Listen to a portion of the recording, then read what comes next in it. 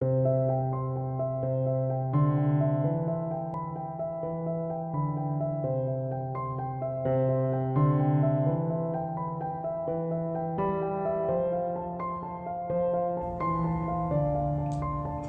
everybody, welcome again to Annalee's Cupboard. So glad that you're stopping by and watching my video.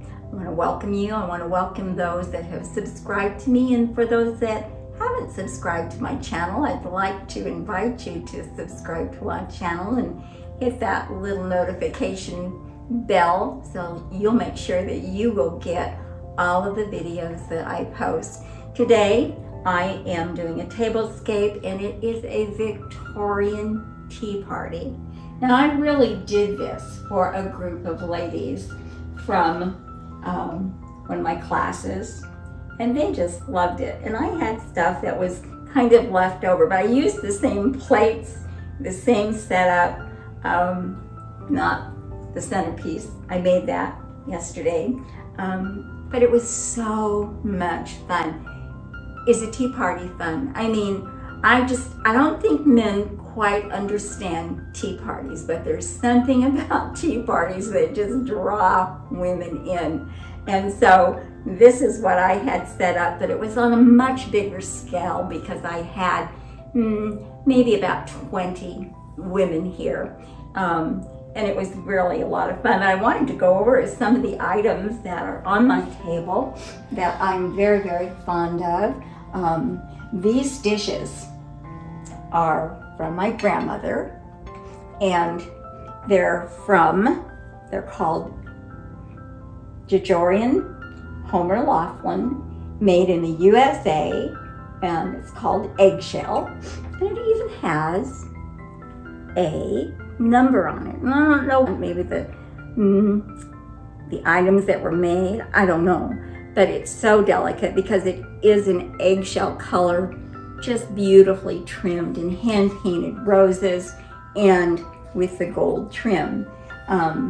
I have so many of these that this is kind of like a little maybe fruit bowl, salad plate, and then of course your dinner plate. I put it on my tin chargers, and I used my pink flatware, and isn't that a pretty pink to set on a Victorian table? So it was very, very nice to have all of this. The teacups I kind of set aside, and then I used some little dessert plates that are a different pattern, but nonetheless very, very pretty Victorian plates. And I'm not sure. This is Nortake, Japan. That's kind of a familiar name. And I got these at one of the thrift stores years ago, or it was really an antique store years ago. Seemed to match enough to go with the plates that I already had. Now, my grandmother told me years ago that when you bought big boxes of detergent, for promotions, what they would do is that they would put a dish inside to get you to buy their detergent. Now, I don't know if that's true or not, but she said that she got some of these pieces from the boxes of detergent. I don't know. I just thought it was a funny story, and I always remembered it because I thought, oh my goodness. The goblets, when my husband and I would travel up the coast to the Madonna Inn, we would stay there, and they would always serve with their dining, whether it was breakfast, lunch, dinner, they would serve water in their beautiful, beautiful goblets. And just look at that real closely because they come in all different colors. I like the pink, but you can see the detail of those roses on the goblets. They're just beautiful. Then there again at the Galleria, one of my favorite places to shop, a little antique store, I found these just beautiful wine glasses. There again with the roses on them, so Victorian. all trimmed in the gold, just perfect to go for a beautiful tea party setting. The plate, just so pretty. I like this. There again at the Galleria, picked that up for I think about $10. I was just looking at it as I was setting the table, and it does have markings on the back. It's some sort of a foreign name, but you can tell that they have put their own trademark on the back of this to show that it was something that was made by them, which was very typical a long time ago, that they would have their own little symbol and just their initials. The flower arrangement I made, I just used again another one of my containers, took the top off of it and just started building. I think that these are the hollyhocks, and just fun. Just start taking roses, and I put a little ribbon that has a little bird in there, just as a little added touch. The candles that I used, I just filled them with some pink little rock, I guess it would be, to use to weight down things.